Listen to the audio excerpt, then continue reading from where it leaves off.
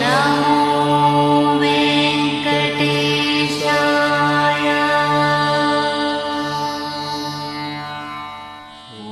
హరి ఓం.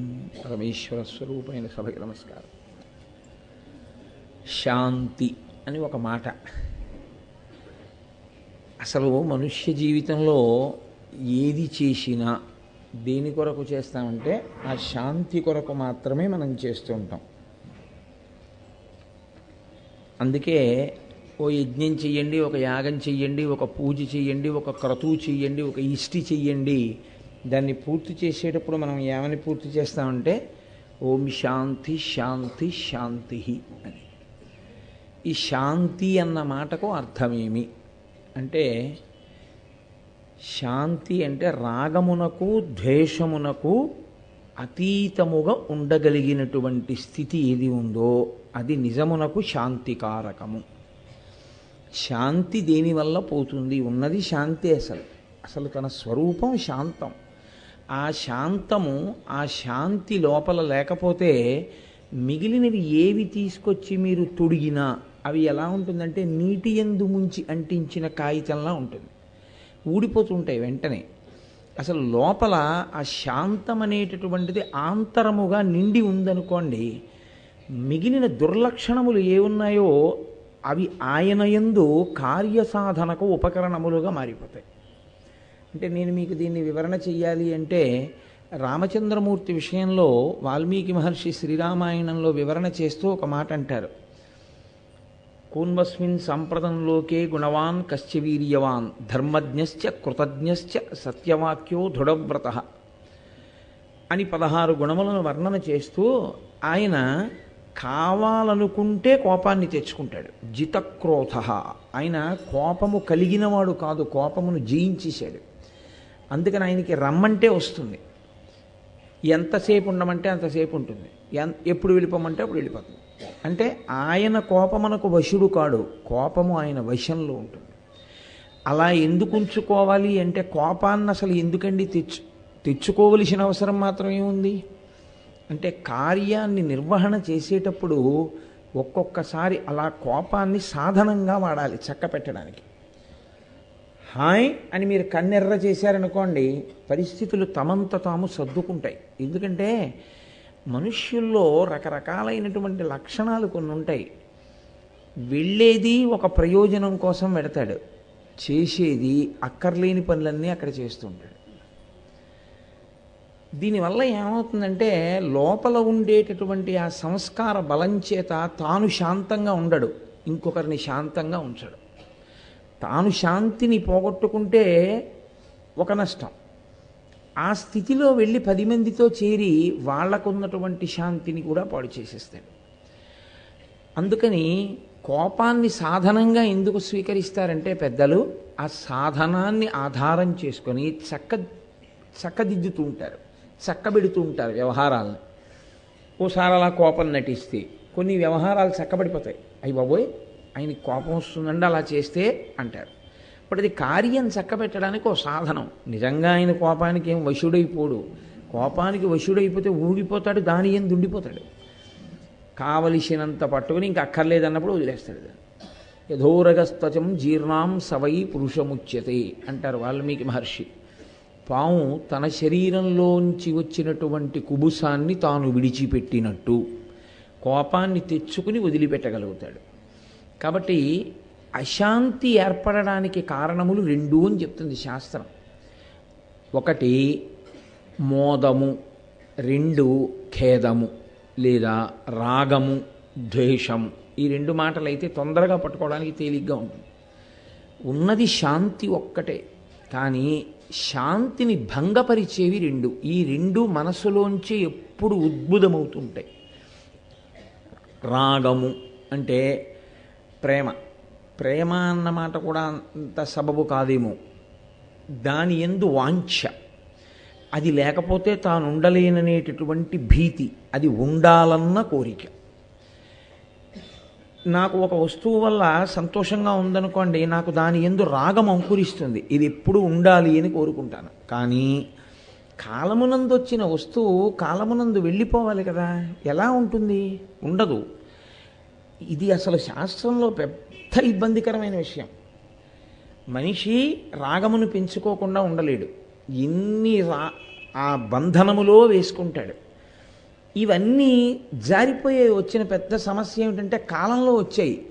రాగము పెట్టుకున్న తాను ముందు జారిపోతాడో, రాగము ఎవరి ముందు పెట్టుకున్నాడో వాళ్ళు జారిపోతారో తెలియదు.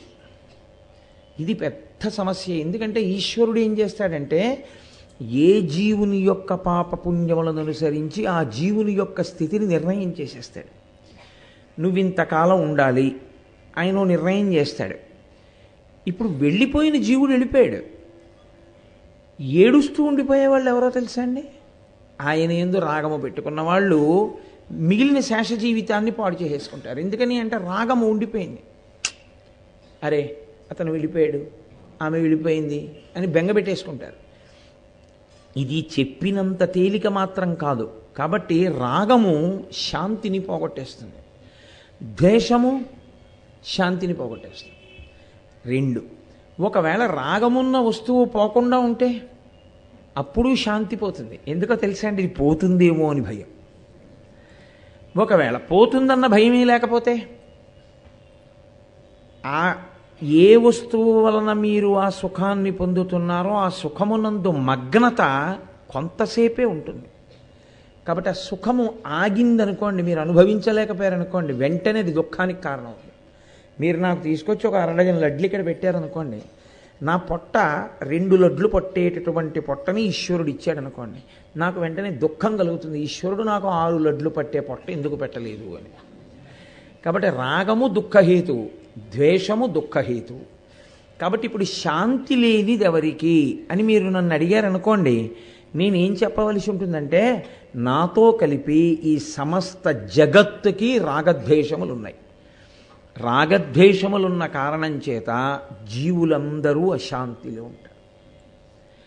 ఇదివి కెరటములు కొట్టినట్లు ఎప్పుడూ అశాంతిని తీసుకొస్తాయి. మీరు చూడండి, నీటి లక్షణం ఏమిటంటే అలా ఉండడం. కానీ మీరు ఏమాత్రమైన పల్లం వచ్చేటట్టుగా చేశారనుకోండి, అది జారిపోతున్నట్టు. లేదా మీరు చేయి పెట్టి కదిపారనుకోండి, తిరుగుతుంది.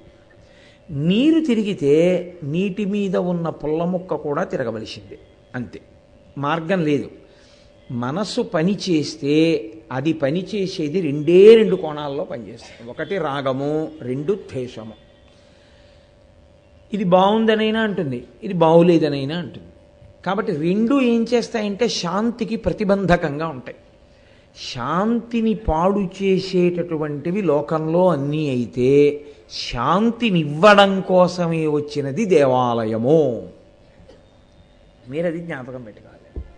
అందుకే లోకంలో శాంతి స్థానం ఏది అని మీరు అడిగారనుకోండి, అందరికీ శాంతి స్థానము ఒక్క ఈశ్వర దేవాలయమే.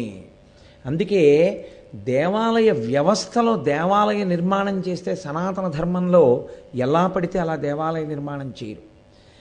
మీరు అందుకే ప్రాచీన దేవాలయాలు చూడండి, ఓ చిన్న ఊరంత ఉంటాయి. ఆ దేవాలయం చూడడానికి మీకు రోజు పడుతుంది. ఎందువల్ల అలా నిర్మాణం చేశారో తెలుసా అండి? వాళ్ళే అమాయకులై ధనాన్ని పాడు చేయడానికి అలా కట్టలేదు. మీకు ఈశ్వరునితో అనుసంధానమును పొందడం వినా అక్కడ మీ మనసు మీద ప్రభావం చూపించి మీ మనసుని పాడు చేసే వాటిని అక్కడికి రానివ్వరు. అందుకే అసలు నిశ్శబ్దంగా మౌనంగా మీరు కూర్చుని జపం చేసుకోవడానికి కావలసినటువంటి చోటు అంత దేవాలయంలో ఎక్కడో అక్కడ దొరుకుతుంది.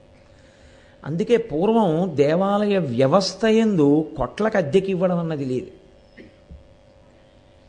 దేవాలయంలో ఆఫీసులు పెట్టడం, దేవాలయంలో డబ్బులు వస్తాయి కదండి అని చెప్పేసి గదులు కట్టేసి బయటంతా అద్దెలకి ఇచ్చేయడం, దేవాలయం లోపల ఈశ్వరుడు ఒక్కడు మాత్రం గుడి ఉంటే చాలండి, మిగిలిన ప్రాంగణము విశాలముగా ఉండక్కర్లేదు, అదంతా కూడా ఆదాయం వచ్చేటట్టుగా మారుద్దామని పిచ్చి పిచ్చి ప్రణాళికలు వేసి దేవాలయంలో ఉండేటటువంటి స్థలమును ద్రవ్యార్జన కొరకు ఉపయోగించడం అన్నది సనాతన ధర్మమునందు లేదు.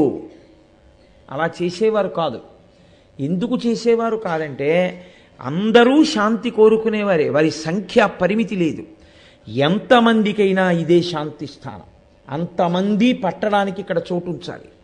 అంతమంది కూర్చోవడానికి అవకాశం ఇవ్వాలి, అంతమంది శాంతిని పొందడానికి అవకాశం ఇవ్వాలి. మీరు చూడండి, ప్రొద్దున్న మీరు గంధం తీసేటప్పుడు శరీరము ఖేద పడుతోంది, కానీ ఎంత సంతోషంగా తీశారో. ఆయన ఎప్పుడైనా మీతో మాట్లాడా? ఆయన ఎప్పుడైనా మీ ఇంటికి వచ్చి చూశాడా మిమ్మల్ని? నేను ఇలా అంటే మీకు కొంచెం మనసుకు కష్టంగా ఉంటుంది. అదేమిటండి అలా అంటారు, ఆయన మా ఇంటికి రాకపోవడం ఏంటండి, నిన్ననే కదండి అన్నారు గుండెల్లో ఉన్నాడని, చేరువ చిత్తములోని శ్రీనివాసుడా అన్నారు కదండి, ఇవాళ అలా అంటారు ఏమిటి, ఆయన లేకుండా జీవితం ఏదంటారు.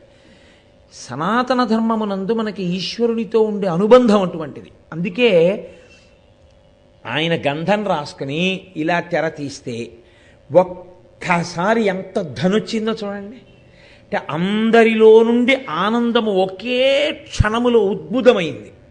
అందరిలో, ఇక్కడ ఉన్న అందరిలో ఒక్కసారి సంతోషం ఉద్భుతమైంది.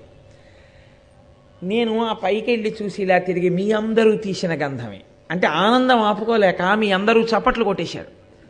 అదే ఇక్కడ ఒక్క 50 మంది పట్టే గదే అనుకోండి, అందరూ 50 మంది లోపలికి వచ్చి బయటికి వెళ్ళండి అన్నాను అనుకోండి, ఈ ఆనందం మనకు అవకాశం ఇది. అందుకే పూర్వం దేవాలయ ప్రాంగణములను అంతంత పెద్దవిగా కట్టి మనసుకి ఉల్లాసమును మనసుకు శాంతినిచ్చేవి ఏవైనా సుఖాంతములే చేసేవారు. దుఃఖాంతము చెయ్యడం అన్నది అసలు ఈ జాతి సాహిత్యమునందు లక్షణము కాదు. దుఃఖాంతం చేయరు. ఎందుకు చేయకూడదో తెలుసా అండి? మనుష్య జీవితము ఎప్పటికైనా సుఖాంతమే కావాలి, ఈశ్వరుణ్ణే చేరాలి. సమస్త శాస్త్రముల యొక్క ప్రయోజనం అదే. బోధ బోధ బోధ దేనికి? ఏ ఈశ్వరుడి నుంచి నువ్వు జారిపోయావో మళ్ళీ ఆ ఈశ్వరుని యందు నువ్వు కలవాలి. అందుకే 100 సంవత్సరములు కష్టపడినా ఎప్పుడో అప్పుడు శుభవార్త వింటాడు అంటుంది సీతమ్మ. కళ్యాణీపతగాదేయం లౌకికీ ప్రతిభాతిమా ఏతి జీవంతిమానందో నరం వర్ష శతాదపి. 100 సంవత్సరములు ఓపికగా జీవించినటువంటి వాడు 100 ఏళ్ళు కష్టపడ్డా ఎప్పుడో అప్పుడు మాత్రం మంచి మాట విని శరీరాన్ని విడిచిపెడతాడు.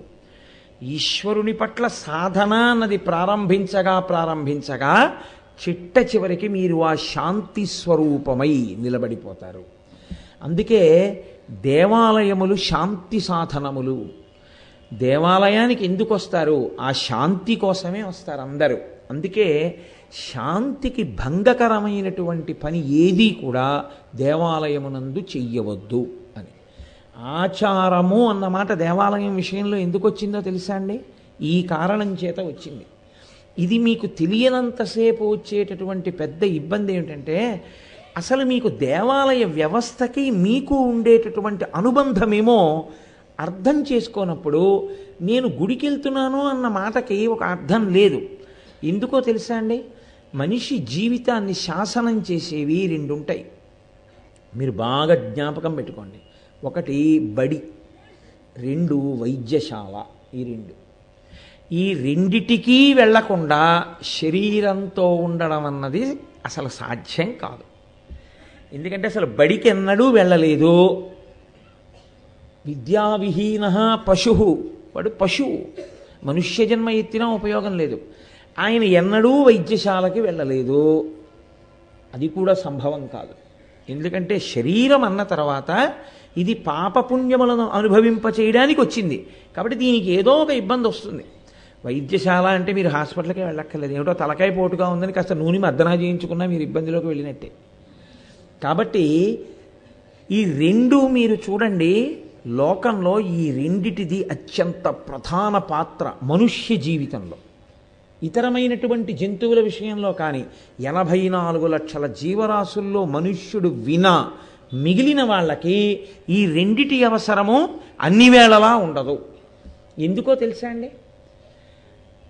అలా వెళ్ళిపోతూ ఒక కుక్క గభాలన దేని కిందో పడింది, దాని కాలు విరిగింది. అది రోడ్డు మీద తిరిగే కుక్క, అది కాలు ఈడ్చుకుంటూ తిరుగుతోంది. అది ఎవరిదో పెంపుడు కుక్క అయితే ఏమో నేను చెప్పలేను, కానీ ఆ ఊర కుక్కని పట్టుకుని తీసుకెళ్ళి ఎవ్వరూ హాస్పిటల్లో ఏం జాయిన్ చేయరు, దానికి ఏం కట్టు కట్టించారు. అందుకే కొన్ని కుక్కలు అలా కాలు ఈడిస్తూనే తిరుగుతాయి జీవితాంతం. దానికి పాపం ఎవరు చేయిస్తారు? అందునంతే అలాగా. అదే ఒక మనుష్యుడు పడిపోయాడు అనుకోండి రోడ్డు మీద, స్పృహ తప్పిపోయాడు, అయినా మిగిలిన వాళ్ళందరూ గబగబా ఆయన్ని ఏ కారో ఎక్కించుకుని తీసుకుని వెళ్ళిపోతారు హాస్పిటల్కి. అరేరే ఆయనకి ఇబ్బంది కలుగుతోంది అని. కాబట్టి ఈ బడి అనేటటువంటిది, వైద్యశాల అనేటటువంటిది ప్రధానంగా మనుష్య జీవితమే. ఇన్ని జీవరాశులున్నా బడికి వెళ్ళే అవసరం వేటికైనా ఉందా? వేటినైనా తీసుకెళ్ళి బడిలో జాయిన్ చేస్తారా? చేయరు. ఒక్క మనుష్యుని కొరకే బడి వచ్చింది.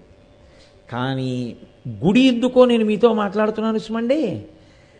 బడి, ఆ తర్వాత వైద్యశాల, ఈ రెండు ఏం చెయ్యగలవు? ఈ రెండు మీకు చదువు చెప్పగలదు బడి, మీకు ఆరోగ్యం ఇవ్వగలదు వైద్యశాల. ఈ రెండు మీకు అక్కడ దొరికినా మీరు మనుష్యుడిగా బ్రతుకుతారని నమ్మకం మాత్రం లేదు. అదేమిటండి అలా అన్నారంటారేమో. మీరు చూడండి, బాగా చదువుకున్నవాడు బాగా మోసం చేస్తాడు. ఏమీ తెలియనటువంటి అమాయకులు, పల్లెపట్టుల్లో ఉన్నవాళ్ళు, వాళ్ళకి అమాయకత్వం, వాళ్ళకి మోసం చేయడం చేత కాదు.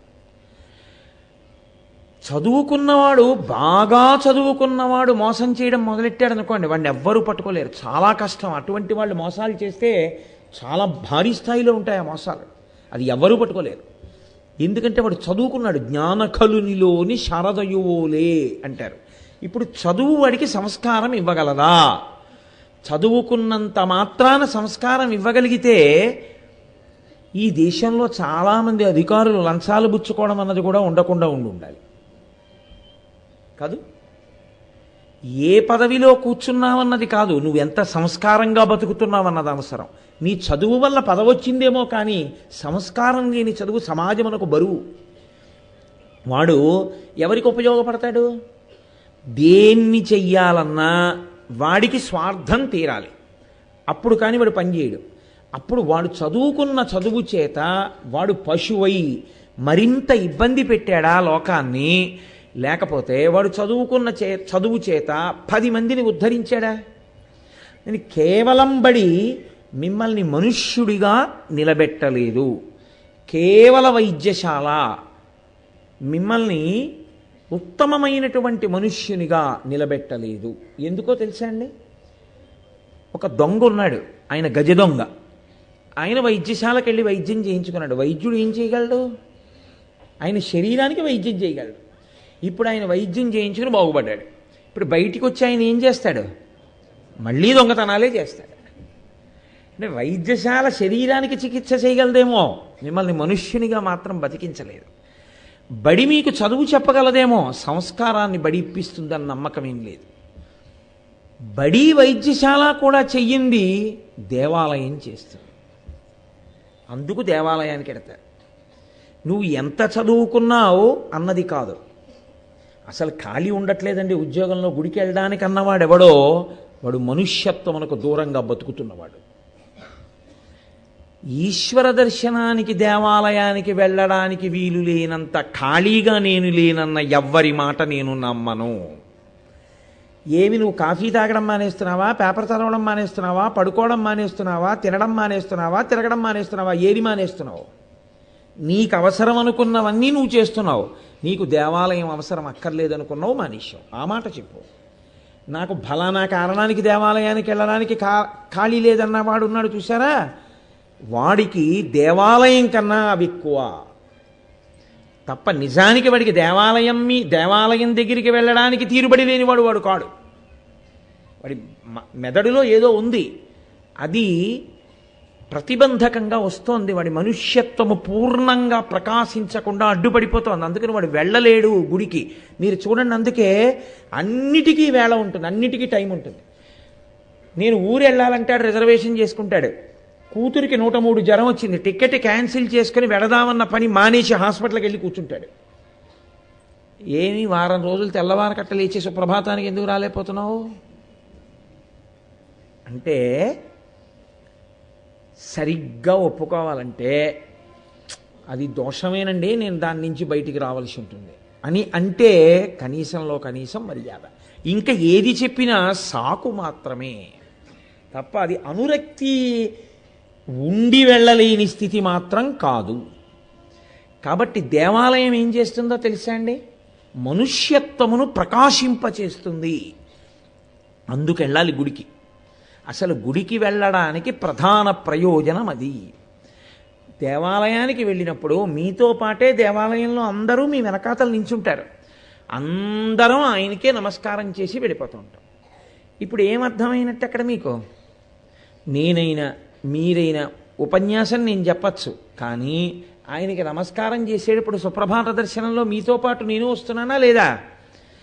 అంటే ఏ గదిలో పంపులోంచి నీళ్ళు వచ్చినా ఆ పంపులోంచి వస్తున్న నీళ్లు మాత్రం ఓవర్ హెడ్ ట్యాంకులోవే. అక్కడ కూర్చుని వాళ్ళు మంత్రం చెప్పినా ఆయనలోంచే, వెంకటరమణ గారు అంత అందమైన అలంకారం చేసినా ఆయనలోంచే, నేను 4 మాటలు చెప్పినా ఆయనలోంచే, మీరు శ్రద్ధగా వినగలిగినటువంటి తత్వాన్ని ఈశ్వరుడు మీకు ఇచ్చినా ఆయన వలననే, ఏది జరిగినా ఆయన వలననే. కాబట్టి మనందరికీ ఒక సంబంధం ఉంది. ఏమిటా సంబంధం? ఈశ్వరుడి దగ్గరికి వచ్చేటప్పటికి మనది వసుధైక కుటుంబం, మనం అందరం ఆయన బిడ్డలం. కాబట్టి సభాభ్య సభాపతిభ్యశ్చ ఓ నమో నమో అంటుంది యజుర్వేదం. ఇప్పుడు సభాపతి ఈశ్వరుడే. అందుకే ఇది ఒక్క సనాతన ధర్మమే అంటుంది ఈ మాట. అందుకే గుడికి రానివాడెవరున్నాడో వాడికి ఈశ్వరుడు అనుగ్రహించుగాక అని గుడికొచ్చిన వాడు నమస్కారం చేయాలండి. చాలా చిత్రం కదండి. ఎందుకో తెలుసా? మీ ఇంట్లోనే ఓ 4 బిడ్డలు ఉన్నారనుకోండి, చిన్నవాడు నాన్నగారి మాట వినకుండా ఏదో అనవసరపు తిరుగుళ్ళు తిరుగుతున్నాడు, వాడు నాన్నగారి మాట వినుంటే బాగుపడేవాడు, వాడు చెప్పిన మాట వింటలేదు.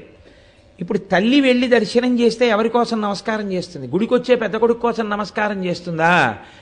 తల్లి మాట, తండ్రి మాట, అన్న మాట వినకుండా పాడవుతున్న చిన్నపిల్లాడి గురించి నమస్కారం చేస్తుందా? రానివాడి గురించి, పాడవుతున్న వాడి గురించే నమస్కారం. అంతేకాని వాడు పాడైపోయాడని సంకలు కొట్టుకోవట్లేదే. నేను వచ్చానండి, నేను మంచివాడినండి, వాడు పనికి మాలిన వాడండి అని సంకలు కొట్టుకుంటున్నారా తల్లి, తండ్రి, అన్నయ్య? లేదుగా. మరి నువ్వెందుకు కొట్టుకుంటావు? అంటే నువ్వంటే మీరు కాదు, నాలాంటి వాడి గురించి ప్రసంగం. కాబట్టి అసలు నమస్కారం ఎవరి గురించి చెయ్యాలని చెప్పిందో తెలుసా అండి? ఎవడు దేవాలయానికి రాలేకపోతున్నాడో, ఎవడు భగవత్ సంబంధాన్ని పెంచుకోలేకపోతున్నాడో వాడిని ఇక నువ్వు చెప్తే వాడు వింట. కాబట్టి ఇక వాడితో నువ్వు అనుసంధానమైతే, నువ్వు పిలవగలిగినన్నాళ్ళు పిలిచావు, తప్పయ్యా రా, వాడు రాడు, వాడికి ఏదో కారణం, వాడు ఉపన్యాసానికి రాడు. దేవాలయానికి రా, వాడికి ఏదో కారణం, వాడు రాడు దేవాలయానికి. తీర్థయాత్రకి రా, వాడికి ఏదో కారణం, వాడు తీర్థయాత్రకి రాడు. ఇక నువ్వు వాడితో సమన్వయం చెందితే నీకు వాడికి మధ్యలో ఘర్షణ వస్తుంది. అందుకని నువ్వు చేయగలిగిన ఉపకారం ఏమిటంటే వాడిని వదిలిపెట్టి వాడు పాడైపోవాలని మాత్రం అనుకో. ఈశ్వరుడికి నమస్కారం చేస్తుండు. ఈశ్వర, ఆయన్ని కూడా మీ దారిలోకి తెచ్చుకుని ఆయన కూడా పూనికతో మీ చుట్టూ తిరిగి అభ్యున్నతి పొందేటటువంటి రోజు కృప చెయ్యండి అని అడుగు. అందుకే దేవాలయానికి వెడితే ఒక సంస్కారముతో వెళ్ళు అని చెప్పింది, ఒక ఆచారముతో. ఇది ఆచారము. అందుకే మీరు చూడండి, దేవాలయమునందు ఆచారము, బయట అనాచారము. నిజమునకు ఓ మాట అంటుంటారు, దేవాలయానికి వస్తే కొన్ని నిబంధనలు ఉంటాయి. అందుకే క్షేత్రపాలకులను ఉంటారు, ద్వారపాలకులు అని. వాళ్ళు సంజ్ఞ పడతారు. ఆ సంజ్ఞని బట్టి మీరు ఆ దేవాలయంలోకి అలా వెళ్ళాలి. వెంకటాచల క్షేత్రం ఉందనుకోండి, అక్కడ పరాకు చెప్తారు ఇలాగా. అంటే ఇది శౌచ ప్రధాన క్షేత్రము, ఇక్కడ నువ్వు ఎలా పడితే అలా రావడానికి వీల్లేదు. నువ్వు స్నానం చేసి వేదం ఎలా చెప్పిందో అలా వస్త్రములను ధరించి నువ్వు ఈశ్వర దర్శనానికి వెళ్ళాలి తప్ప నీ ఇష్టం వచ్చినట్టు నువ్వు ఈశ్వర దర్శనానికి వెడతానంటే కుదరదు. అదే శ్రీశైలం ఉంది, ఆయన ధూళి దర్శనం ఇచ్చాడు. ఆయనే శివుడు కేశవుడని నా వరకు నాకు 2 లేవు, ఒక్కటే పదార్థం ఉన్నది. కాబట్టి ఆయనే శివుడిగా శివలింగంగా ఉంటే శ్రీశైలంలో నీ ఇష్టం, ఊరి నుంచి రాగానే ఎంత మట్టి బట్టలతో ఉన్నా వచ్చి నన్ను ముట్టేసుకో అన్నాడు.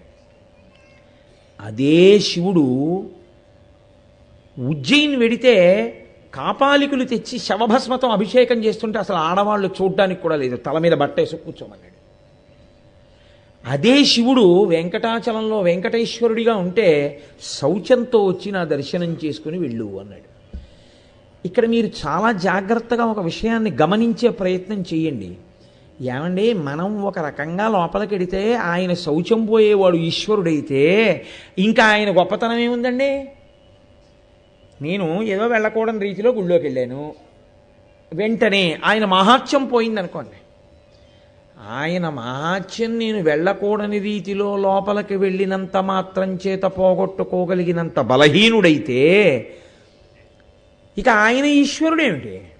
మరి నియమాలన్నీ ఎందుకు అంటే మీరు ఒకటి బాగా జ్ఞాపకం పెట్టుకోవాలి. దేవాలయ వ్యవస్థ ఎందు నేను ఎందుకు ఇవాళ ఇది మాట్లాడవలసి వస్తుందో తెలుసా అండి? నాకు ఆ మూర్తి దర్శనమే నాకు దీనికి ప్రేరణ. మీ ఇల్లే, మీ ఇంట్లోనే ఉన్న స్థలం అదే. మీరు గోడలు పెట్టి గదులు అన్నారు, గోడలు తీసేసాను అనుకోండి, అదంతా మీ స్థలమే, మీ ఇల్లే, మీరు ఉండడానికి కొనుక్కున్నది. దాన్ని మీరు గోడలతో విభాగం చేసి ఇది నేను పడుకుంటాను, ఇది నేను కూర్చుంటాను, ఇక్కడ వంట చేసుకుంటాను, ఇక్కడ స్నానం చేస్తాను, ఇది నాకు గోప్యముగా చేయవలసినటువంటి పనులకు ఉపకరణమైనటువంటి మరుగుదొడ్డి అని నిర్ణయం చేసుకున్నారు. అది మరుగుదొడ్డి అయినా మీదేనా కాదా? మీదేనా? వంటశాల అయినా మీదేనా కాదా? భోజనం మరుగుదొడ్లో చేస్తారా? మనదేగా, చెయ్యం. భోజనం చేసేది భోజనాల గదిలోనే ఆ శౌచంతో. ఆ పంచ కట్టుకుని ఆ ఉత్తరీయం భుజం మీద వేసుకుని చక్కగా వెళ్ళి కూర్చుని ప్రసేచనం చేసి శౌచంతో కాళ్ళు చేతులు కడుక్కునో స్నానం చేసో భోజనం చేస్తారు. అదే స్నానానికి ముందరే శరీరమునకు శౌచసిద్ధిని పొందడానికి మరుగుదొడ్డిని ఉపయోగిస్తారు. మన ఇంట్లోనే విభాగం ఉంది. ఈశ్వరుడు అంతటా ఉన్నాడు. అంతటా ఉన్నా అంతా మీదే అయినా మీ ఇంట్లో మీరే ఎలా గదులలో ప్రవర్తన మార్చుకున్నారో అంతటా ఈశ్వరుడున్నా ఇక్కడికి తీసుకొచ్చినటువంటి ఈశ్వర తేజస్సుని మీరు దర్శనం చేసేటప్పుడు ఇది మీకు ఇతరులకు శాంతి స్థానము కాబట్టి మీరు ఆచారమును పాటించాలి. అది అందుకొచ్చింది. ఎందుకు అసలు ఆ ఆలయంలో ఆచారం ఉండాలి అన్నదానికి. మీరు చూడండి, మీ ఇంట్లో సభ్యుడే అనారోగ్యం వచ్చింది, హాస్పిటల్కి తీసుకెళ్లారు, ఓ స్ట్రెచ్చర్ మీద పడుకోబెట్టి లోపలికి తీసుకెళ్ళిపోయారు. డాక్టర్ గారు మీరు ఏం చేస్తున్నారో అన్నీ నేను చూడాలి అన్నారనుకోండి, అయితే తీసుకెళ్ళిపోండి అంటే. నేను కాదండి, మా అమ్మగారు వచ్చారు, ఎప్పుడు చూడాలి? సాయంకాలం 4 నుంచి 5 అంతే. మరి మిగిలినప్పుడు మేమే చూస్తుంటాం, ఏం పర్వాలేదు. 4 నుంచి 5 రోజు నువ్వు వచ్చి చూడు, మీ వాడు మెరుగుపడ్డానికి నీకు కనపడుతుంది. మీరు ఒప్పుకుని లోపలికి పంపిస్తున్నారా లేదా? అక్కడ ఒక ఆచారమును పాటిస్తే తప్ప కుదరదు. ఆఫీస్కి వెళ్ళి హాస్పిటల్లో 4 నుంచి 5 రమ్మన్నారండి, ఆఫీసుకు కూడా అలాగే వస్తానంటే సస్పెండ్ చేస్తారు. ఆఫీస్కి 10 నుంచి 5:30 వెళ్ళాలి కాదు. ఏమి మీరు పెట్టుకున్న ఆచారాలే మీరు పాటిస్తున్నారే, ఈశ్వరుడి దగ్గరికి వచ్చేటప్పటికి ఇవన్నీ ఎందుకని అడుగుతారే? ఈశ్వరుడి దగ్గర అలా ఎందుకు అడగకూడదంటే ఇది శాంతి స్థానము కనుక, అది ఆరోగ్య స్థానము, అది నీ కార్యస్థానము, ఇది శాంతి స్థానము. ఇది నీకొక్కరికే కాదు 10 మందికి శాంతి స్థానము. కాబట్టి ఒక ఉపన్యాసానికి ఎడుతున్నావు, నీ సెల్ ఆఫ్ చేసి వెళ్ళడం నీకు రావాలి. అలా రాకపోతే నువ్వు ఒకందుకు వెళ్ళి నీ శాంతిని పోగొట్టుకోవడం కాకుండా 10 మంది శాంతి పోగొడతావు. ఎక్కడ ఎలా ఉండాలో నేర్చుకుని ప్రవర్తించడమే జీవితములో సంస్కారమును పొందుట. ఇది ఏమవుతుందని చెప్పారో తెలుసా అండి? తేజస్సు క్షేత్రమునందు ప్రతిష్టని బట్టి ఉంటుంది. అది గమ్మత్. పునాదిని బట్టి ఇంటికి శక్తి రావట్లా. పునాది గట్టిదండి, మీరు ఇంకో అంతస్తు ఇచ్చి అంటారు. నువ్వు చూసావా భూమిలో పునాది? భూమిలో పునాదికి శక్తి లెక్క కట్టి ఒక వ్యక్తి చెప్తే సాంకేతిక నిపుణుడు నువ్వు 3 అంతస్తులు కడుతున్నావు, ఇంకో అంతస్తు వేసుకుంటానండి, డబ్బు ఉంది వేసుకుంటానన్నావు. ఆయన అన్నాడు ఇక ఓర్చదు పునాది, చాలు 3 అంతస్తులు అన్నాడు. వేస్తావా? వెయ్యవు, వేస్తే కూలిపోతుంది. నీ ఇంటి పునాది దాని మీద కట్టేటటువంటి ఇంటి యొక్క స్థితిని ఎలా నిశ్చయం చేస్తుందో దేవాలయంలో ఉండేటటువంటి మూర్తి యొక్క శక్తి దాని ప్రతిష్ట యందు నిర్ణయమవుతుంది. అందుకే అన్ని దేవాలయములకి సమాన స్థాయి ఉండదు. స్వయంభూ అన్నాం. ఇవన్నీ ఒక్క సనాతన ధర్మమునందు మాత్రమే నిజమండి. ఒక్క సనాతన ధర్మమునందు వినా ఈశ్వరుడి గురించి ఇంత గొప్పగా చెప్పగలిగినటువంటి స్థితి ఎక్కడా మీకు కనపడదు. ఈశ్వరుడు స్వయంభూ కొన్ని చోట్ల అంటే వ్యక్తమయ్యాడు అని గుర్తు. అంటే నేను మీకు బాగా చెప్పాలి అంటే ఇప్పుడు ఈశ్వరుడు లోకమంతటా ఉన్నాడు, ఆయన లేనిదేం లేదు. మరి గుళ్ళోనూ ఈశ్వరుడు ఎలా ఉన్నాడు? అంతటా ఉన్నవాడేగా ఇక్కడ ఉన్నాడు. అంటే అంతటా ఉన్నవాడు ఒక చోట వ్యక్తమైనాడు అంటే పైకి కనపడేటట్టుగా ఒక రూపమును పొంది పైకొచ్చాడు. అలా రూపమును పొంది పైకి వస్తే ఆ స్థితికి స్వయంభూ అని పేరు. ఎవ్వరూ ప్రతిష్ఠ చేయరు. తనంత తానుగా ఈశ్వరుడు వెలిశాడండి అంటారు. వెంకటాచలము, శ్రీశైలము, సింహాచలము ఇలాంటి క్షేత్రాలు ఉన్నాయే, ఇవన్నీ స్వయంభూ. తనంత తాను ఈశ్వరుడు వ్యక్తమయ్యాడు అక్కడ. అది అపార తేజస్సు. అక్కడికి వెళ్ళి మీరు ఒక